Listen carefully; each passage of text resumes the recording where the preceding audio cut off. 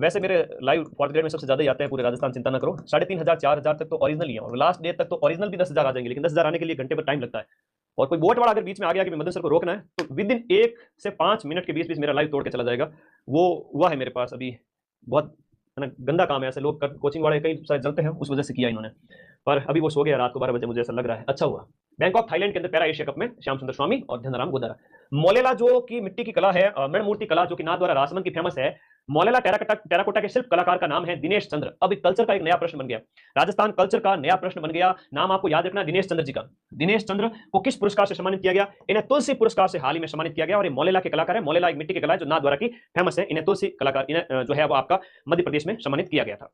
राजस्थान सहकारी विकास समिति का अध्यक्ष किसे बनाया गया? राज्य सहकारी विकास समिति का अध्यक्ष किसे बनाया गया है हाल ही के अंदर? सुधांशु पंत को बनाया गया। सुधांशु पंत है ये। सुधांशु पंत की अगर हम बात करें तो ये मुख्य सचिव हैं, वर्तमान में चीफ सेक्रेटरी ऑफ राजस्थान सरकार है सुधांशु पंत। अंतरराष्ट्रीय स्तर की हम बात करें, अंतरराष्ट्रीय सहकारिता साल, अंतरराष्ट्रीय सहकारिता वर्ष 2025 के राज्य स्तरीय कार्यक्रम को प्रभावी रूप से क्रियान्वित करने के लिए कौन सी समिति का गठन किया गया है? अंतरराष्ट्रीय सहकारिता वर्ष 2025 के राज्य स्तरीय कार्यक्रमों के प्रभावी क्रियान्वयन के लिए राज्य एपेक्स समिति का गठन किया गया है। वाह भाई वाह, 2 दिन से मैं लाइव नहीं आया, तो तुम लोग बड़े उतावले पड़ गए। आज शिक्षक दिवस के अवसर पर तो सारे आगे लाइव। Thank you. अब 2 दिन और रुक जाओ, 7 तारीख से वापस आ रहा हूँ फोर्थ ग्रेड के लिए, लगातार 10 दिन तक। अभी सेकंड ग्रेड वाले भाई हैं, उनको भी पढ़ा देता हूँ, ठीक है? ओके, नहीं तो वो नाराज हो जाएंगे मेरे से। 2 दिन में आ रहा हूँ वापस, 2 दिन में। तब तक मेरे कलेजे के छिलकों आप लोग बैठे रहना आराम से, ठीक है?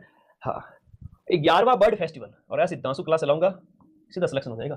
11वां बर्ड फेस्टिवल, अच्छा प्रश्न है। बर्ड फेस्टिवल जो 11वें क्रम का है, ये गोल्डन पार्क के अंदर आयोजित किया गया। नया प्रश्न सुजस में से बनेगा कि ये गोल्डन पार्क है आयोजित किया गया, तो गोल्डन पार्क सर है कहां पर? गोल्डन पार्क है वो आपका उदयपुर के अंदर। पार्क से संबंधित प्रश्न पूछ लेंगे, सुजस का प्रश्न कहीं मिलेगा नहीं। और 11वां बर्ड फेस्टिवल है आपका कहां आयोजित किया गया? आपका 11वां बर्ड फेस्टिवल आपके गोल्डन पार्क उदयपुर के अंदर। रूफ टॉप सोलर उत्पादन में राजस्थान का देश में कौन सा स्थान है? रूफ टॉप सोलर का मतलब है तुम्हारे घर की जो छत है, उस घर की छत को रूफ के ऊपर है वो आपके सोलर प्लेट लगा दी जाए। तो यहां पर गुजरात है वो आपका पहले नंबर पर है, महाराष्ट्र दूसरे नंबर पर है, राजस्थान का स्थान है वो तीसरा है।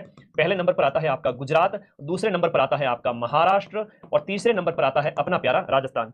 भारतीय महिला तथा पुरुष टीम ने नेपाल को हराकर, हमने नेपाल को हरा दिया, जिसमें महिला और पुरुष का हमने पढ़ा है, महिला और पुरुष दोनों ने आपको नेपाल को हराकर खो खो विश्व कप जीता है। इसमें राजस्थान की एकमात्र खिलाड़ी कौन शामिल है? यह प्रश्न छप गया पेपर के अंदर, समझो, बहुत प्यारा प्रश्न है, पेपर में छप गया, समझो, बहुत इंपॉर्टेंट है। निर्मल मन से याद करो मेरे दोस्तों, निर्मला भाटी। निर्मला भाटी है वो खो खो की खिलाड़ी है। खो खो खेलना आता है?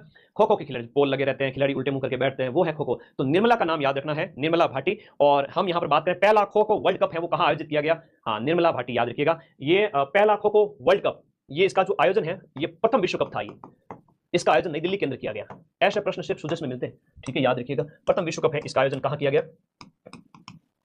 नई दिल्ली के अंदर आयोजित किया गया। ब्रांड एम्बेसडर किसको बनाया गया इसमें? ब्रांड एम्बेसडर ये बनाया गया अपने सलमान खान को। सलमान खान को बनाया गया ब्रांड एम्बेसडर। और ये पहला खो खो वर्ल्ड कप हमने महिलाओं का नेपाल को हराकर जीत लिया। इसमें निर्मला है वो राजस्थान की इसमें शामिल थी। बड़ा अच्छा प्रश्न है, शानदार प्रश्न है।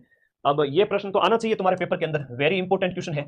राजस्थान में एनएफएसए यानी राष्ट्रीय खाद्य सुरक्षा जो अधिनियम के तहत राष्ट्रीय खाद्य सुरक्षा योजना से संबंधित कौन सा अभियान चलाया जा रहा है? खाद्य सुरक्षा के संबंधित जो अभियान है वो गिव अप अभियान है। कौन सा है?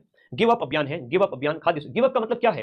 गिव अप का मतलब ये है कि तुम लोग डाकी की तरह चिपके हुए मत रहो। घर में तो कोठी कोठी कराई हुई बढ़िया, घर के आगे स्कॉर्पियो थार फॉर्च्यूनर पड़ी है, फिर भी राशन का सामान लेंगे ये आगे बोरा भर के, हमें तो राशन का सामान चाहिए। तो घर में कहते हैं कि फ्री का माल मिल रहा है लेके आ जाओ। तो गांव वाले ऐसे होते हैं थोड़े, कई बार तो उनको कहा कि तुम तो पीछा छोड़ो, गिव अप, तुम छोड़ो ताकि दूसरों को कुछ मिले। तो गिव अप अभियान आप लोग भूलोगे नहीं आज से, ठीक है? गिव अप अभियान है वो आपका खाद्य सुरक्षा में जो आपके जो नाम हैं, जो लाभान्वित लोग हैं वो सही होने चाहिए। ऐसे ही ले आओ घर पे, गाय को बंटा दे देंगे, ये हो जाएगा वो हो जाएगा, गाय दूध ज्यादा देगी, तो लोग लालची होते हैं उसको छोड़ने के लिए कि भाई गिव अप अभियान, ठीक है? हाँ, फोकट की चीज छोड़ेगा नहीं, बात होगी। हाँ, गणितों की बात है। तो पश्चिमी सीमा बॉर्डर पर देखो, अब ये प्रश्न एग्जाम में आएगा और जोर का प्रश्न है। और देखो 22 लेर 29 जनवरी में कड़ाके की ठंड के अंदर अपने बॉर्डर सिक्योरिटी फोर्स बीएसएफ के जवानों के द्वारा सर्द हवा, जब भयंकर सर्दी चलती है उस समय पाकिस्तानी घुसपैठिए हमारे बॉर्डर से बीएसएफ हमेशा रक्षा करती है। जो 3000 प्लस किलोमीटर का जो हमारा बॉर्डर है, जिसमें राजस्थान में हम बात करें 1/3 है टोटल के अंदर हम बात देखें तो बीएसएफ के द्वारा हमेशा सर्दियों में ऑपरेशन सर्द हवा। गर्म हवा की बात करें, पटवारी के पेपर में पूछा गया था, जून के महीने में आयोजित किया जाता है बीएसएफ के द्वारा गर्म हवा आपके जून के महीने में, और ये बीएसएफ के द्वारा किया जाता है। निगरानी अभियान है ताकि घुसपैठ न कर सके, है ना, वरना जनसंख्या बढ़ा देंगे। हम सोचेंगे यार हमारे यहाँ तो इतना पैदा ही नहीं हुए थे, इतना कहाँ से आ गए लोग, पता चला कि पाकिस्तानी है, आधार कार्ड वगैरह इंडिया का बना दिया। उधर देखे तो बांग्लादेश वाले वो म्यांमार वाले वो रोहिंग्या आ गए, ठीक है? तो ये बात है। चलो आगे देखो, तो भारत में ये जनसंख्या न बढ़े इस गलत तरीके से, ये भी रोकथाम का अभियान चल रहा है, इसके लिए रजिस्टर अपडेट हो रहे हैं। स्वस्थ नारी चेतना अभियान का उद्देश्य आपके क्या था? 7 नवंबर से 10 जनवरी 2025 तक एक अभियान चलाया गया। 7 नवंबर से लेकर जनवरी तक एक अभियान चलाया गया, स्वस्थ नारी चेतना। देखो ना, महिलाओं में क्या होता है कि अपने घर परिवार आस-पड़ोस में भी आप जिन्हें आप चाहते हैं, आपके कोई भी हो सकते हैं बड़े, एक एज के बाद 40 प्लस की एज के बाद में ब्रेस्ट कैंसर के हैं, वो आपके संभावना के पूरे चांस रहते हैं। तो ब्रेस्ट कैंसर और सर्वाइकल कैंसर के प्रति जागरूकता को बढ़ावा देने के लिए स्वस्थ नारी चेतना अभियान नवंबर से लेकर जनवरी, 7 नवंबर से 10 जनवरी। तो आप लोगों को इस चीज़ का याद रखना बहुत इंपॉर्टेंट प्रश्न है और जानकारी के लिए भी वेरी इंपॉर्टेंट। जयपुर के अंदर आपका महात्मा गांधी इंस्टीट्यूट को किस तर्ज पर विकसित किया गया है? अब देखो परीक्षा में जो प्रश्न पूछा जाएगा आपसे वो ये है कि महात्मा गांधी इंस्टीट्यूट है वो आपका कहां पर है? तो महात्मा गांधी इंस्टीट्यूट है वो आपका जयपुर के अंदर है, तो इसे टाटा इंस्टीट्यूट की तर्ज पर विकसित किया जाएगा। टाटा इंस्टीट्यूट जो मुंबई वाला है उसकी जैसे के जैसे आपके महात्मा गांधी इंस्टीट्यूट को भी डेवलप किया जाएगा। तो बोलो जनवरी की सूजश की जय। तो जनवरी की सूजश खत्म होती है अब।